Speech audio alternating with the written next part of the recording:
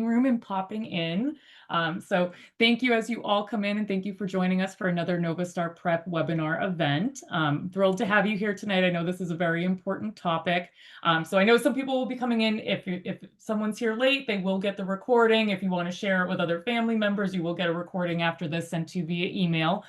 So if you missed a little bit, no worries. And you can always ask us questions after the fact. Couple of things as we get started. Just want to make sure everyone's aware. You are here tonight to learn more about the SAT and the ACT and the changes that have happened. So we do a lot of different webinars here at Novastar. As you can imagine, SAT and ACT are some of the most popular topics because they try to change them a lot. And once you get used to it, then some other change comes through. And so it's certainly, if you are a parent joining us tonight, it's very different than when we took it, and even different than it was 5 years ago. So lots to learn tonight between the two tests, and then helping your student figure out which test is best for them. If you're new to Novastar Prep joining us tonight, we do more than test prep, but test prep is certainly a big component of it, and certainly why we do educational videos such as this. But we tutor every subject, so K through 12. We do teach and tutor college level classes as well, and college admissions coaching, so that can span building the college list, doing the college essay, the applications themselves, all the way through the end of the process and decision making. And some students come back to us to apply to grad school, so I'm going through that process as well. We do consider ourselves test prep experts. My pal Ashley Jones joining us tonight is certainly more of an expert and is one of our greatest tutors here at Novastar, so you'll hear a lot from her. And then, like I said, college readiness. And a big highlight and hallmark of our support is that every student has their own success advisor. So as you're going through, you're never on an island. You're going to hear from your tutors a lot. You're going to hear from your success advisor a lot. And you're going to hear from us on the internal team sharing informational and educational opportunities like tonight. So you can expect to see in the future some that are college admissions 101, college essay related webinars, GPA maintenance and boosting, all different things that come up, especially in this first semester of the new school year. And I think from there, Ashley, I'll turn it over to you, and I'll let you share your screen so you can pace yourself there.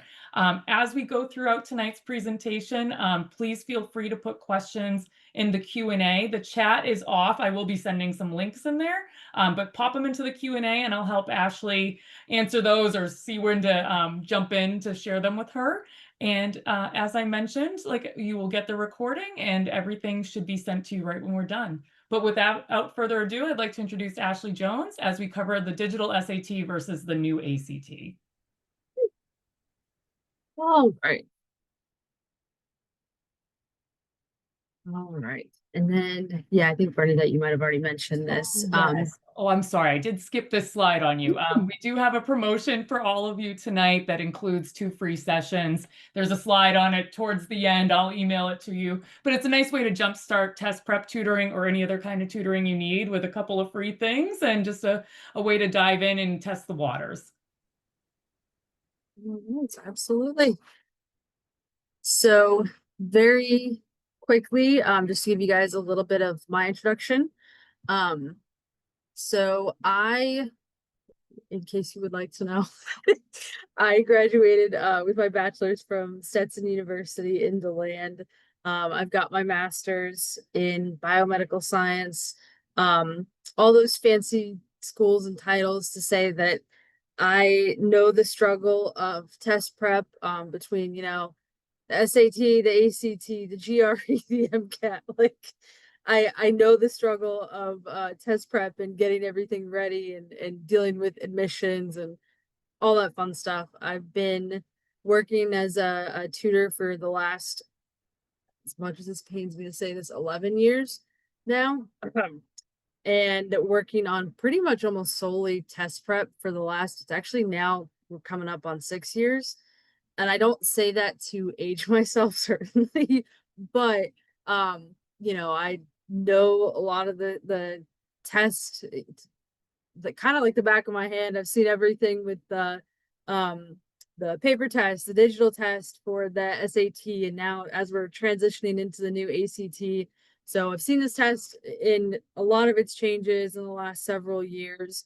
So I'm happy to kind of be going over everything with you guys and Of course, if there are any questions that you do think of, or you can think of, tonight, more than happy to answer. At the end of the day, I love being able to support students and their families throughout this grueling, sometimes test prep journey, so anything to make it a little bit easier for people is absolutely going to be my goal here. All right. So just so everyone is kind of on the same page in terms of the agenda, we're going to start off by going over some of the components of the digital SAT. And then we're going to introduce the new ACT. So you guys will kind of get to see individually what's going on between the SAT and the ACT. And then we'll kind of go over a comparison between the two tests, and realistically, probably the most important part, if you're a student, or even if you're a parent for your student, is being able to figure out which test is really going to be the best. Everyone has different strengths, weaknesses. Everyone's a little bit different, and so we'll talk about some of those nuances a little bit later. All right.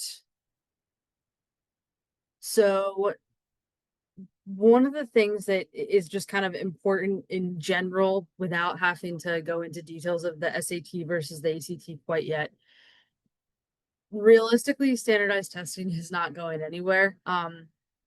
I know I get this question a lot from students, as you can imagine, both one-on-one students and also students when I'm teaching the boot camps. And they're like, well, if this test is going to be test optional, why do I really need to bother with it anyway? Truthfully, test optional has been around for, I know a lot of times people, especially in recent years, kind of associate it with the pandemic, because a lot of schools started saying like, hey, there's a lot going on with the pandemic, so we're making the SAT or ACT, we're making these optional now as we're submitting scores. And realistically, test optional has been around for way longer. Even when I was applying to programs, the school that I did go to was test optional even then, and that was over over a decade ago. So it's definitely been around for a while. That's nothing new. However, there's a lot of benefit to submitting a score, especially for students who, maybe the GPA isn't quite where they wanted it to be. Maybe they struggled as they were transitioning from middle school to high school. Whatever the case might be, it can definitely be a really good way to increase a student's competitiveness, like as they are applying to different schools. And on top of that, so not only is it going to help your student get in the door, but once they are there, it can also help with different scholarships and you know put them into different programs. If someone wants to join an honors program at some university or something, a lot of times they do ask for those SAT or ACT scores, and especially with the scholarships. College is expensive, so any break financially that you can get, I'm sure, is definitely going to be a very welcome thing. So it does definitely help. And there are still some schools that do require standardized testing, so they do require the submission of an SAT or ACT scores. It's not a whole lot. The majority of them at this point are test optional, but again, there's significant benefits to actually submitting scores for these programs. And then of course there's also the issue too, sometimes the GPA inflation. So the standardized testing, even though it might seem troublesome to some students as they're preparing for it, there is a reason for it. It is a way to actually compare, regardless of what type of school students are going to, where they're going to school. There's a lot of different factors, but it is a way to kind of put students on a relatively even playing field and just see, okay, how did you do in, did you meet the math benchmark for college, as you can see on like the SAT or the ACT? Did you meet the English, like the ELA or the verbal benchmark for college? So those are all really good things to know, and an admission committee can look at that and kind of evaluate from there. All right.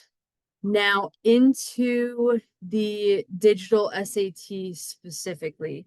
So this is relatively new, even though it feels like it's been around for longer than this. This actually just took effect in March 2024. So we now are taking digital SATs instead of, doing it on paper. And so there are some significant differences that came as a result of this.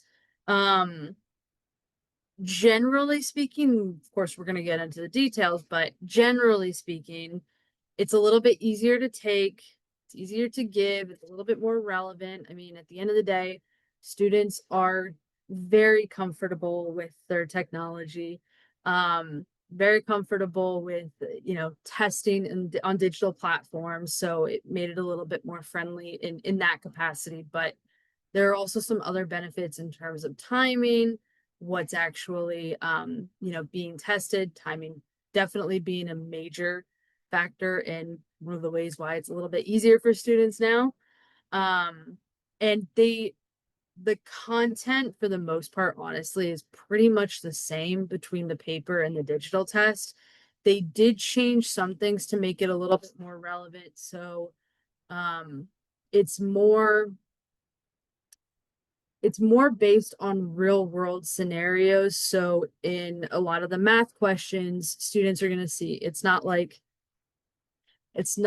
we used to get those math problems that it was like, hey, Johnny ate 200 cookies in an hour. And, it's not unrealistic. It's all very much real world based. And so that's kind of helpful because students can also not just use the math skills that they've learned over the last few years, but they can also use just kind of logic and reasoning to get through some of those questions, which is kind of nice. It can definitely be a huge help on the test. Um, and then in terms of the verbal material, there there's a variety of texts that students will read, and it's covering social sciences, various historical passages, narratives, science passages, etc. Because at the end of the day, a lot of students are going to be going to a liberal arts school where you are going to have those gen ed requirements. You might be a STEM major, and that's great, but you're going to end up having to take that history class. So we're going to test you on that to make sure that you can kind of get through that material. And so it is spread out, and it is a little bit more relevant in that way. Okay. Now, in terms of some of the key features of the exam that really changed, probably the biggest change was the fact that, excuse me, there's a bucket flying around. Okay. Probably the biggest thing that changed is the fact that this is now adaptive. Okay, that was definitely a bit of a game changer between the paper and the digital test, other than the fact that it's now on a computer and not on paper. That's probably one of the biggest changes. Um, and again, we'll get into that in a little bit as well. But there were also some changes in terms of the sections. So before, it used to be reading as one part of the exam where students would have to read, honestly, really lengthy passages, um and then answer questions based on those. And then the next part would be the basically the writing component, which was testing on a lot of the grammar. Now they've combined it, so reading and grammar is basically going to be tested in the same section. So it's just the verbal and the math rather than the reading and the writing and then the math. Um, Math also used to be in two different sections. There was a section for the no calculator portion, and then the calculator portion where obviously students would have access to their calculator. Now it's switched. Both modules, students are going to have access to their calculator. They've got access to Desmos. So that's been a huge help for a lot of students, to be honest, because I'm telling you, some of these students they're wizards with what they can do in Desmos. It's pretty incredible, actually. So that has definitely helped a lot of students, which is awesome to see for the math portion. Overall, the test length is going to be shorter, so it definitely helps because with standardized testing, it's not even so much about content. I mean, don't get me wrong, of course, content is important, but it's also a test of endurance. We're sitting there taking this exam for several hours. And, at the end of the day, if we can shave off some of that time, which thankfully they did, it can also help students to perform a little bit better. So there's certainly some advantages to the new format of the SAT. Okay. So adaptive scoring. All right. This is probably again, the biggest thing I would say that changed between the paper and the digital test. With adaptive scoring, so there are four modules, if you will, total on the exam. And the first two are the verbal modules, the combined reading and writing. So you get a little bit of the reading passages, a little bit of the grammar practice. So based on how a student does in module 1, that is going to determine what level of difficulty they get for module 2. So it's not adaptive question by question, it's adaptive by module. So module 1 is going to contain a mix of different easy, medium, and hard questions. They're going to be kind of sprinkled throughout. And then after a student completes that section, if they answered a lot of the hard questions correctly in module 1, they're going to get into a hard module 2. I'm not going to lie, a lot of times when students go through that first mock test, and especially if they're making that transition from, the first practice test they took, they tested into an easy module 2. They've been doing a little bit of prep, and now they're testing into that hard module 2. When you first get there, it feels a little difficult because the questions really amp up in intensity, because they are, instead of having a bit of a mix, as a student would have seen in module 1, in that module 2, if they are placed into a hard module 2, those questions are going to be not only more difficult, but then if you're also dealing with more difficult questions, you're going to feel a little bit of a strain when it comes to timing.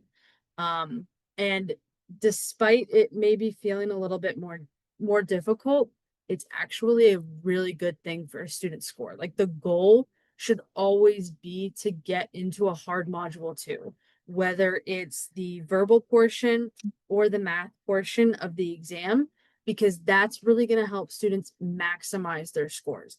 If you're testing into an easier module 2, your score is now going to be capped at like a little bit lower, because those challenging questions end up being a little bit worth a little bit more. And so that's kind of how the adaptive scoring works. So the goal should be, of course, you want to do great in all the sections, but really do as well as you can in module 1 so you can get into that hard module 2. And then once you get into that hard module 2, then of course you have to start managing the difficulty of those questions. You really want to start paying attention to timing techniques, because that's usually that's where the timing starts to become an issue, is in module 2. All right. And this kind of is, again, just highlighting a little bit more with that adaptive scoring. So module 1, we're getting that likely score range. There's a lot of algorithms in this new technology, and they can kind of predict, like, okay, they answered a lot of the easy questions correctly, which is great, but they didn't really get a whole lot of the hard questions. So then that would kind of set up that approximate score range. And then based on that performance in module 1, you're going to get those questions, either primarily easy questions or primarily difficult questions, in that second module. And then the score will be solidified from there. There is a break between the verbal and the math portion, so that's nice, because students get a little bit of a mental break, kind of recharge a little bit before they go into the last 2 modules. So that's definitely helpful. But not a whole lot of differences, because we're just kind of considering structure right now. Not a whole lot of differences in terms of, verbal and math here, because the adaptive scoring is for both portions.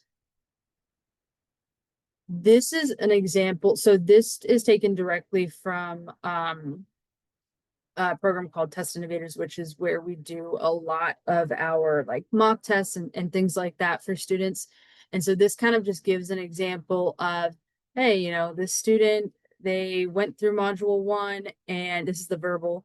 So they went through module one, then they tested into module two, or I'm sorry, they tested into a hard module two. So the questions would be reflected there. And you can see that that score, I mean, it's 680, pretty decent score. Whereas here for math, okay, they answer the questions in module one, they tested into an easy module two, and the score is definitely going to be a little bit lower because, they're going to be within that score range of like the easier questions. So this is kind of just an example of what it looks like. And I would definitely say that as your student is taking a mock test, this is absolutely going to be something important to kind of keep an eye on and just see, okay, are we tested into a hard module two? What's that looking like? What are some of the issues maybe in module one? What domains need to be worked on? Like there's definitely a lot more analysis that can go into this, but this is kind of just the general idea of, hey, this is adaptive. This is what that actually looks like in terms of a score. Because the 680 versus a 430 is definitely a pretty decent difference.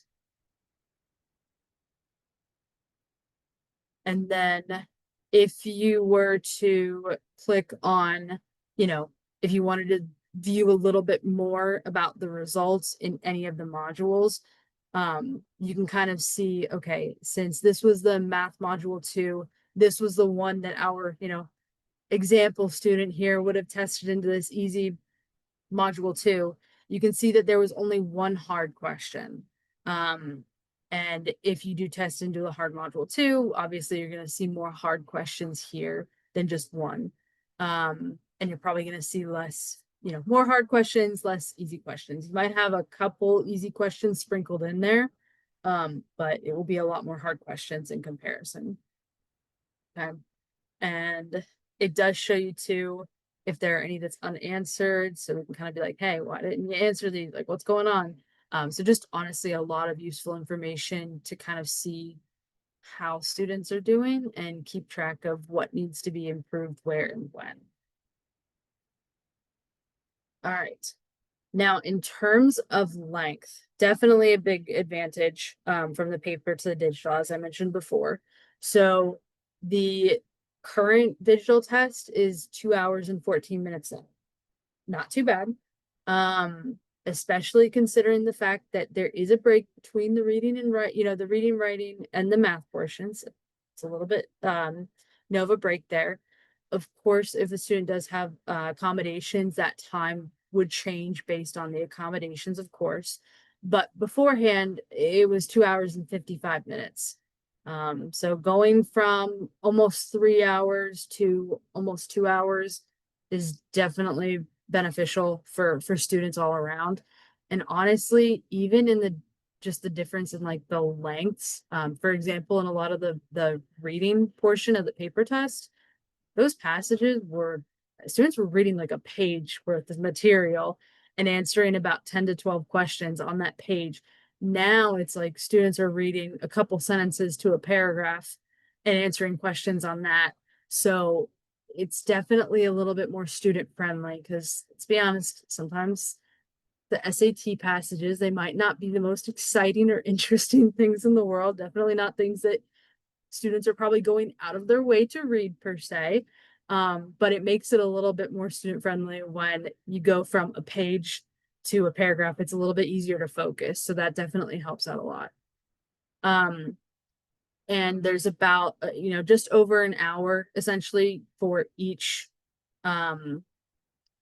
category. For the verbal, you've got a little bit over an hour at 64 minutes. Math, you got 70 minutes total. So I mean, you do have a slightly longer math portion, but not a significant difference, only 6 minutes.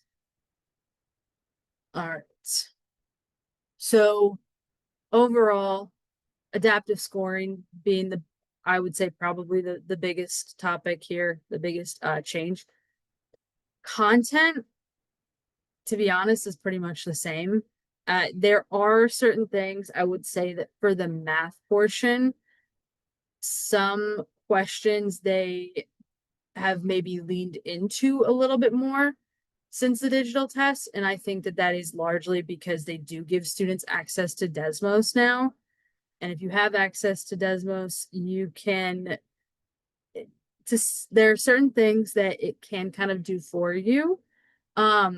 So they've leaned into something called equivalent expression questions a lot now, where you've got a lot of different variables and constants, and you can't really plug that into the graph because if there's too many unknowns, the program's not really going to know. And if you plug it into your calculator into Desmos, it's going to be like, what do you want from me? I don't, we need numbers here to actually make this work. So they've leaned into some of those questions a little bit more, I've noticed, to kind of challenge students now that they do have access to Desmos. But in terms of what they're actually testing, content wise, it's still the same. Students still, by the time they take the SAT, what they're really testing on is Algebra 1, Algebra 2, and geometry primarily. So all the concepts that a student would have seen in those classes, is pretty much fair game for the SAT. I did mention the shorter reading passages, huge help. And then real world context definitely comes in handy, I would say, for the math portion, just because students can kind of use logic or a little bit of reasoning skills to kind of get through some of the questions. And then definitely having access to Desmos, having access to a calculator for the entire math portion is a significant game changer for students. You don't have to worry about all the different little fraction and decimal rules, and then plug it into a calculator and makes it a little bit easier for students. So, all right. Now we'll go ahead and start kind of going over more so the structure of the ACT, which is in full effect now. And of course, like as I'm going into the ACT topic, if anyone has any questions come up about the SAT, definitely let me know. And we will get to kind of the comparison more towards the end, after we kind of go over the new ACT and some of the changes that were made there. All right. So this change was a little bit more recent, pretty much took them a year after College Board had changed the SAT to be like, you know what, actually, guys, we're going to change the ACT a little bit too. So they're kind of always in competition with one another. So as of this year, we had started to see them roll out the digital ACT. And now basically in any of the Saturday tests that students will be taking, they've got access now to this new digital ACT. So we'll go over some of the details with that. And again, definitely to adapt to technology is a big reason for this. Students are constantly taking classes or using their iPads, their school laptops for pretty much anything and everything at this point. So it's definitely a little bit more student friendly, just like the SAT. And then, yeah, I mean, the reasons are pretty much very similar in terms of why they changed it. So in terms of the ACT before the changes, we see that the time was pretty comparable to the SAT, but the paper version. So it was 2 hours and 55 minutes long. They're like, okay, that's pretty comparable. However, they had a whole other extra section that the SAT did not have. So the ACT does have a science section, which we'll talk about. But they had previously, that same amount of time with that additional section. So there was a lot going on. One of the biggest complaints that I've heard from students over the years with the ACT specifically is just they didn't have enough time. There was absolutely a time crunch, and it was challenging for a lot of students to get through. And of course, then there was the optional writing section, which the SAT actually did away with a few years ago, not too long after the pandemic. But if students were then going to take the optional writing section, now you're looking at a 3.5-hour exam. It's a lot longer to pay attention to and focus and get through all the material. And then this is important for sure to note, and we'll talk about this in a little bit too, but the ACT at the end of the day is going to be accepted at all colleges that accept the SAT. So students don't really have to worry. I do hear a lot from students when I'm working with them, primarily one-on-one, and they're like, hey, my state, a lot of students in my state or at my school or in my district primarily take the ACT, but I'm studying for the SAT. Is that okay? Do I need to prepare for the ACT? And I'm like, okay. At the end of the day, wherever you're applying to school, if they accept one, they're going to accept the other. So you don't have to worry about that. Um, and I definitely wouldn't let that be the reason that you choose to take one test over the other. But again, more on that in a little bit. Um, at the end of the day, these scores can be compared. If you're looking at from the admissions perspective, if they're looking at a student who tested and took the SAT and they've got their score, and they're looking at another student who took the ACT and they've got their score, there is a way to compare them with the comparison chart like this. So they're not it's not like one would be taken and the other's not. All right. Terms of timeline of some of these changes specifically for the ACT. So in April, they started to roll out some of the changes. It wasn't super extensive, but they started to offer the online portion, and students who did take the new digital ACT had more options in terms of, okay, well, are we going to be taking the science portion? Are we not going to be taking the science portion? They had a little bit more options. A shorter test was offered, so they did have more time per question. But if a student chose to take the paper test at that time, it was still going to be the same.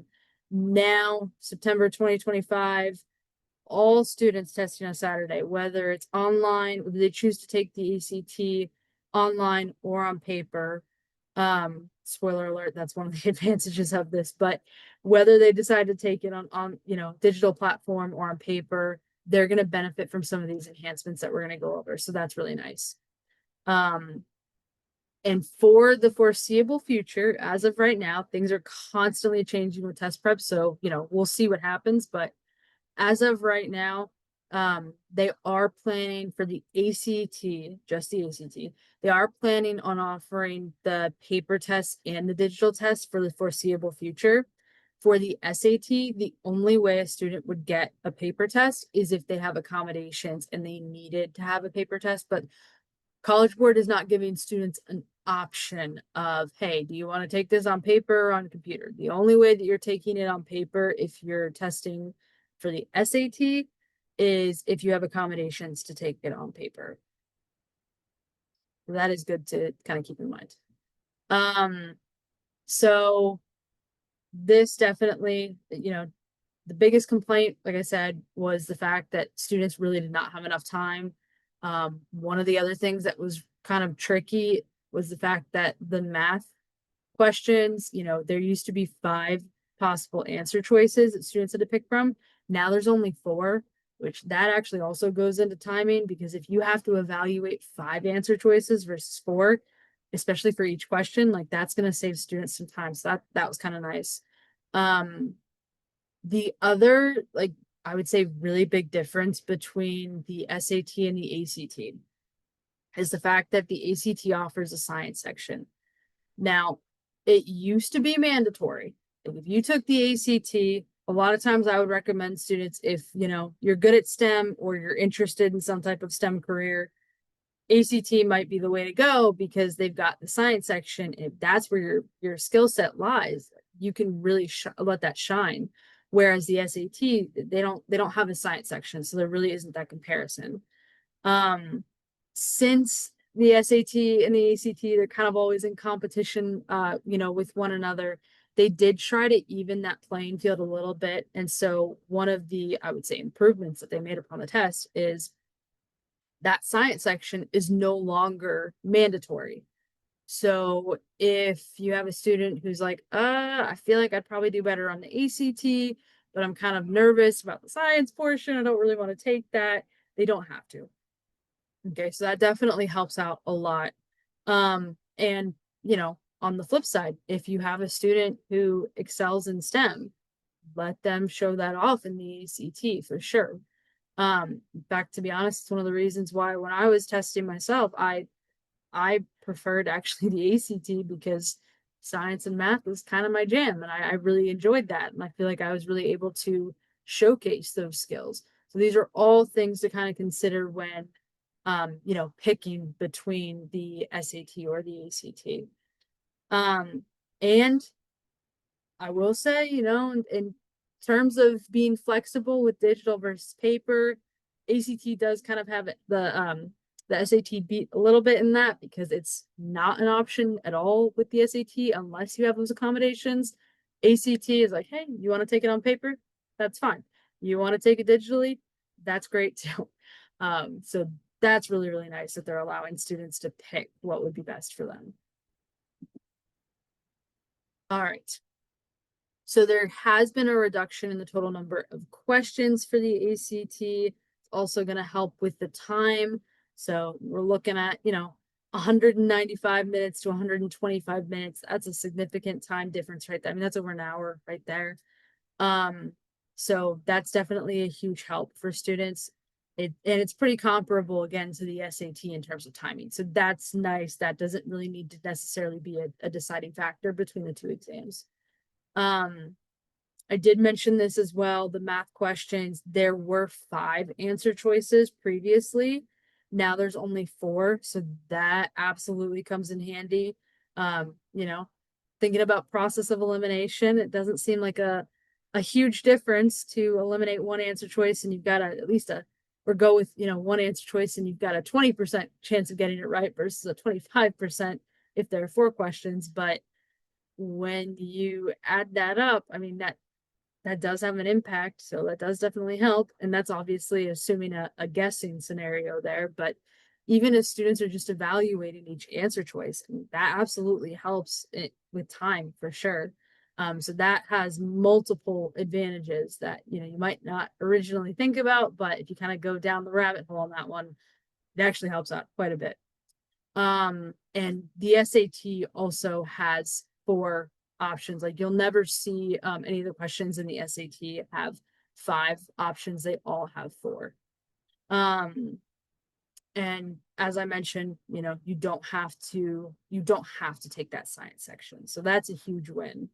And this part haven't quite touched on yet, but the science score does not count toward the composite score. Okay.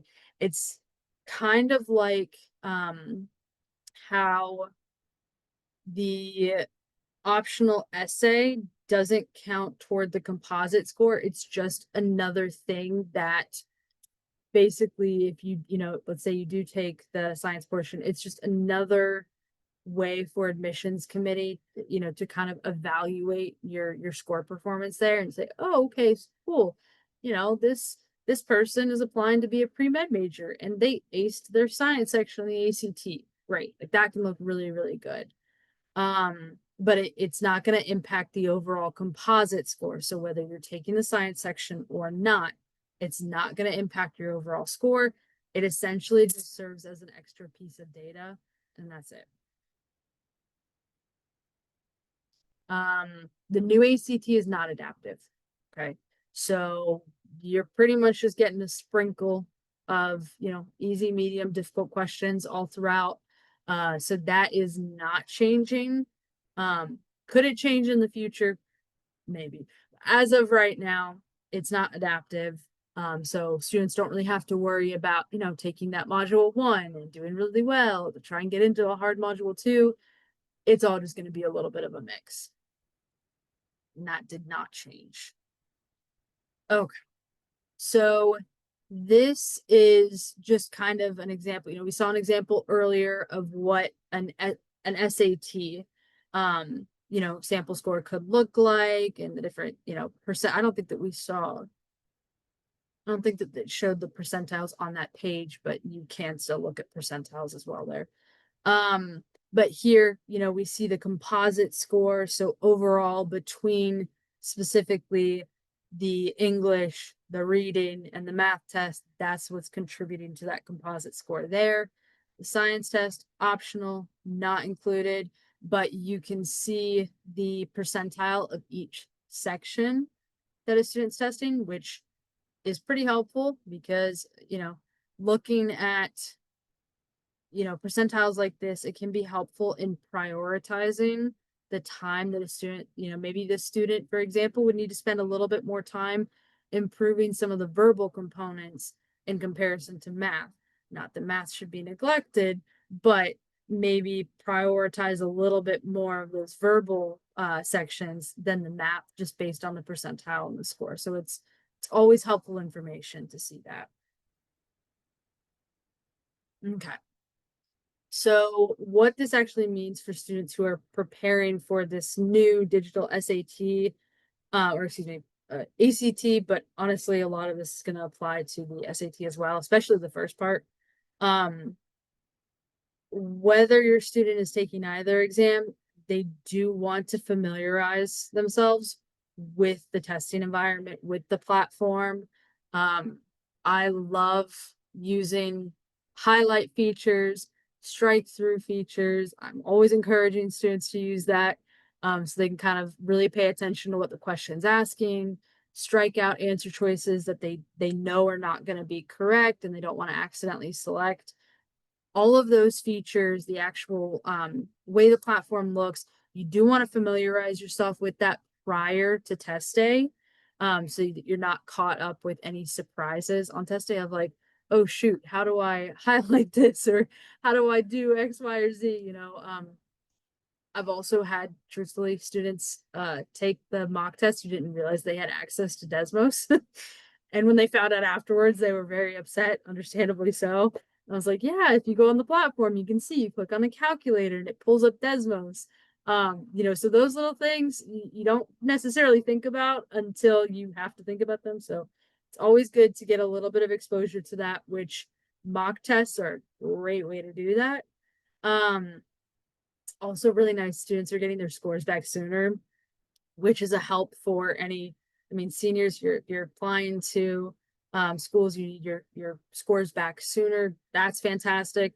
But even if you're not a senior, you're a sophomore, junior, whoever, if you're getting those scores back faster, that's faster time, to take a look at where you're scoring. And if you, especially like if you, whether, well, honestly, if you're working on your own or if you are working with a tutor, I know that I always ask my students, how they did, but also to see some of the details with their score reports, because that helps us then make sure that if they are going to take another test, that we're preparing for the appropriate section, for the appropriate domains, making sure that we're really prioritizing their areas for improvement. So that's really, really nice to get those results back. The sooner the better. So we can kind of just continue making those improvements. And of course, definitely less test fatigue, easier for students to really kind of use those digital platforms, because that is what they're used to in school. Comparing the actual exams, in terms of the format, the biggest difference, like I said, is that the ACT is still offering that paper option. So you don't have to, but you at least do have that option. So if a student really does not want to take the exam on a computer, if that's like really important to that student, okay, then I would recommend taking a look at the ACT. That's usually not the case, but just in case it was. Timing is pretty comparable, so there's not really I wouldn't say, oh, take the ACT because it shaves off 9 minutes. It's nothing crazy there. Structure is definitely going to be different between the two exams, though. Again, it is going to be more comparable with the changes that the ACT has made, especially making that science portion optional. And it's not adaptive like the SAT is. So those are kind of just some of those difference structure wise. The best way in the past, it was, hey, does your student like STEM? Are they really good at STEM? Okay, great. Let's have them take the ACT most likely. still always recommend a mock test just to make sure that that's still the case. But now it's probably more important than ever, to be honest, to take a mock test since that science portion is optional. Um, you might be surprised. You might think, hey, I think I'm going to do better on the ACT. And then you take an SAT mock test and you find out that, hey, you're actually scoring a lot better on that. And so maybe then you want to prioritize SAT prep over ACT prep or vice versa. Whatever the case is, at the end of the day, I mean, we can sit here and hypothesize all day, but until we actually have the data, until we actually know what's going on with those students' mock tests, we're not really going to know which one they're going to be testing better in. So I cannot stress the importance of those mock tests enough, to be honest. They really do have invaluable information. And, maybe have a student take an SAT mock test one weekend and then an ACT mock test the next weekend, just to compare and get a good idea of where we're at. So that definitely going to be super important. Okay. I think for this, we've pretty much discussed all of this. So I'm going to go ahead and move on from this. Same thing here. Only the only thing that I do want to kind of highlight here is, well, a couple things that are different. And we did talk about the structure, how it's not adaptive for the ACT. So that can help reduce anxiety for some students, if they're worried about, oh my gosh, I have to do super well in module 1. Now it's module 2 is like crushing because the time is so much faster. And that can cause a lot of anxieties for students, especially in the beginning. Once you kind of go through the motions of like, hey, let's talk about the strategies to overcome this, it does get better. But in the beginning, that can cause a little bit of anxiety. I would also say that in addition to the science portion of the ACT, they do actually test on slightly different math topics.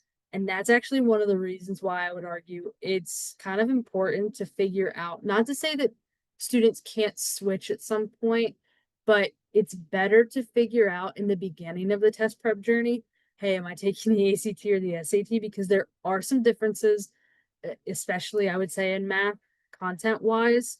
The ACT tends to focus a little bit more on geometry concepts.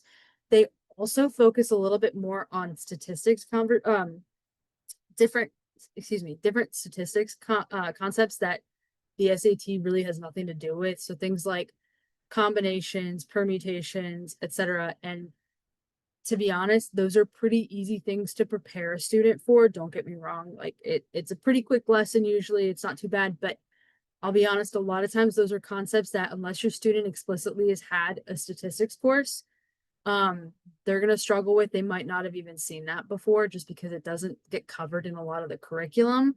And then we see it on the ACT. So that's something that you want to be prepared for and know up front, okay, are we preparing for the ACT and those questions that come along with it? Or are we preparing for the SAT? Because there are some differences in terms of what's actually being tested. And that is important to know. ACT still maybe going to be a little bit tighter in terms of like pacing and timing than the SAT. So that is good to keep in mind. Especially if a student does, they've been diagnosed with ADHD, they've got that. I mean, thankfully, if you've got extended time, obviously that will come into play, of course, on test day if you've been approved for that. But it can be difficult for some students in terms of the timing for the ACT. Okay. And you do know the students will know exactly how long each section will be.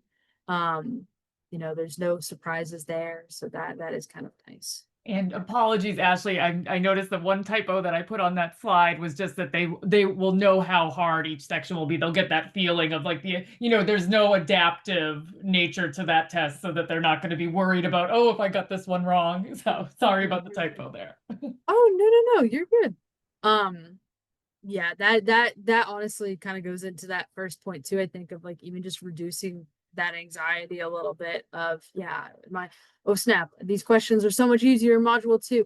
That can cause a little bit of stress too with the SAT of, oh my goodness, the second module is so easy. I got placed in the second module, and then they're kind of freaking out a little bit because then they're worried about their score. Um, Again, all of that with some practice and prep is definitely manageable, but in the beginning it can be a little bit jarring, a little bit to kind of um just prepare for. All right. Um, so in terms of some things to consider with students who might have ADHD, students who have any accommodations, um, they do often find the SAT a little bit more manageable just because of the time crunch that it's better on the ACT.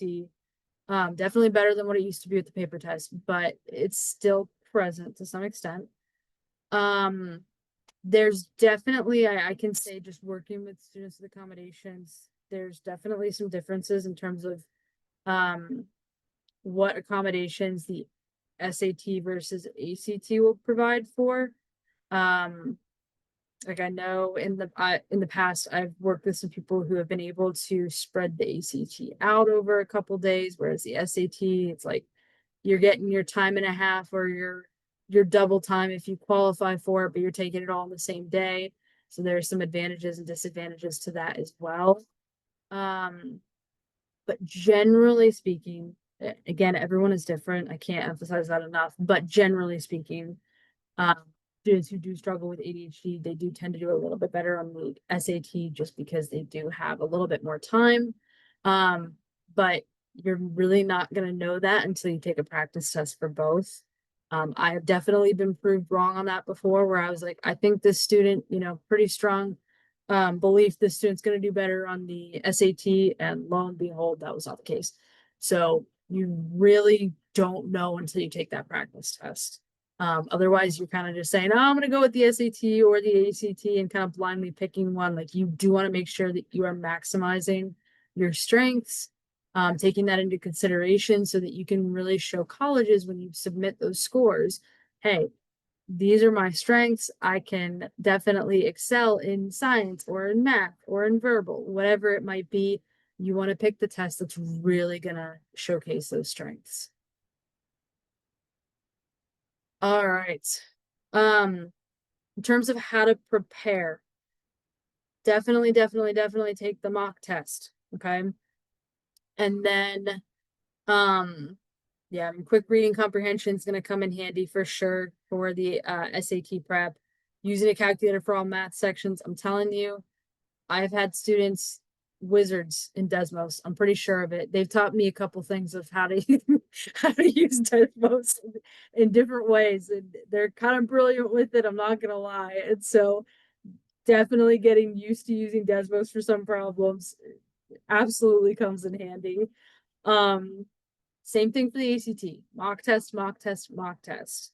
Definitely important. Want to see what is going on with that. The SAT, you've got to practice tests on Blue Book and Test Innovators. There are some differences in terms of scoring for that, but you at least have options with Test Innovators and Blue Book. Sometimes the Blue Book tests tend to be a little bit easier than the actual exam. I do believe, I know they released some new practice tests though, so I think they're trying to address that, but sometimes they can be a little bit easier than the actual exam. Um, and then the ACT, they do have a practice test and some practice resources on their website, but because the digital test is still relatively new, I feel like they don't really have as much on their website as of right now. But we do have ACT, mock tests that students are able to kind of work through as well. And again, that difference with the science section for sure. So you can kind of plan accordingly, maybe take a mock test. I would honestly probably recommend taking a mock test if it's your first time and you're trying to see how you're going to do on the ACT. Take it maybe with the science section, just so you can kind of see. Even if you don't want to be a STEM major, at the end of the day, if you crush a science section, it's not going to hurt. It's only going to make you look like a stronger, maybe more like well-rounded applicant. So it's not a bad thing. So take it and just kind of see where you score.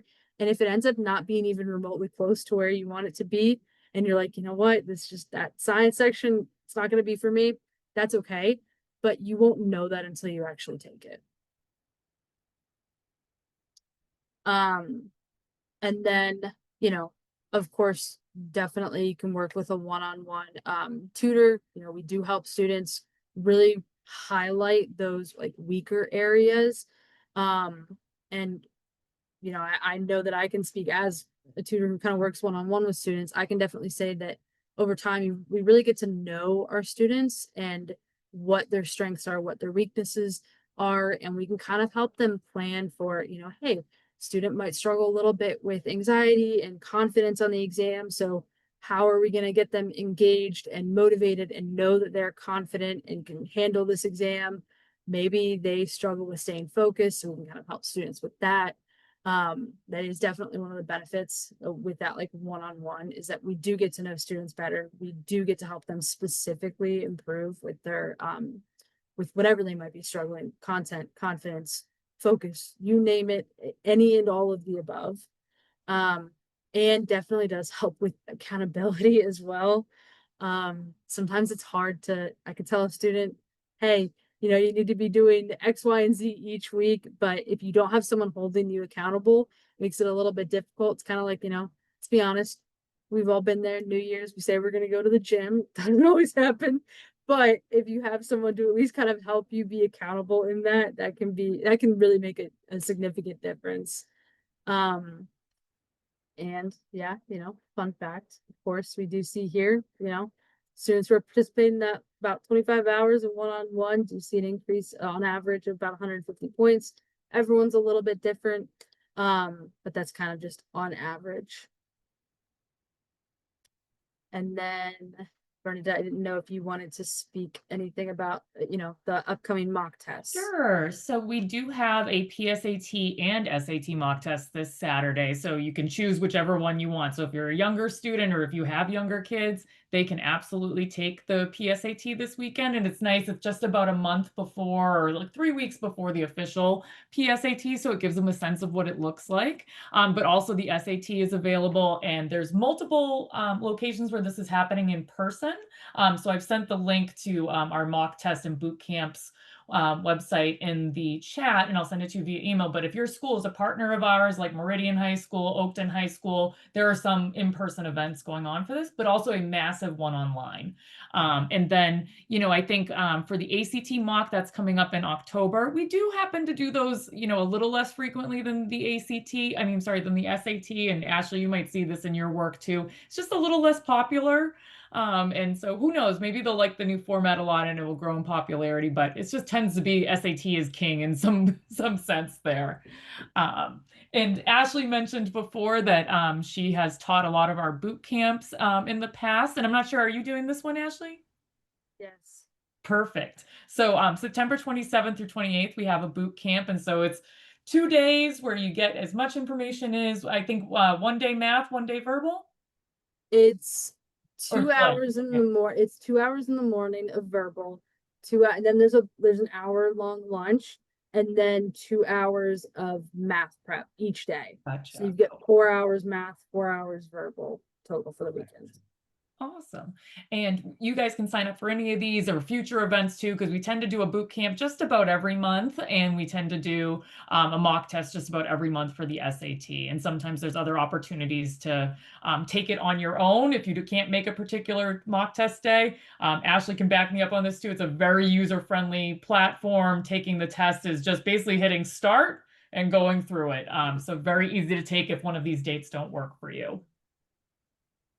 Yeah, absolutely. And it's helpful too with the proctored tests because then students are, you know, sitting down and actually taking the exam. I know a lot of times I've had students be like, yeah, you know, I didn't do well in module 2, but I had to check my laundry real quick. And I'm like, Yep. okay. Yep. I'm like, all Exactly. right, you know, it happens, but okay. Yep. Somebody's new album dropped in the middle of it, and then they're You know, I get a little distracted there. So it's yep. nice to have that accountability partner. But yeah, and these are some of the upcoming test dates. So yeah, I mean they're pretty much they're very similar. I mean, yeah, the SAT tends to be offered like usually like that first, maybe second Saturday of the month. So it's usually a little bit earlier, and the SAT is a little bit later. And of the only thing I would say of note about this specifically is the ACC is not offered in November. So if you're just trying to plan schedule wise, that is helpful to know. That it is not offered in November like the SAT is. But yeah, typically I feel like East Coast test prep tends to focus a lot on SAT for sure.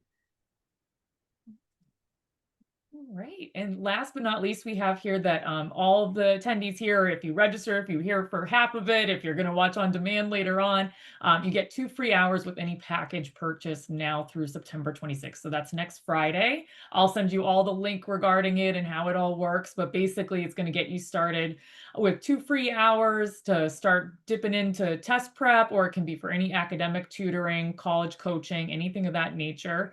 And it's a really great way to dive into the process and get a sense for it. We have a tutor match guarantee here, which if your student for some reason isn't kind of gelling with their tutor, we can make a match very quick, rematch very quickly, and just really pay attention to your needs. You'll get progress reports every 2 weeks. You get really in-depth notes from your tutors as well.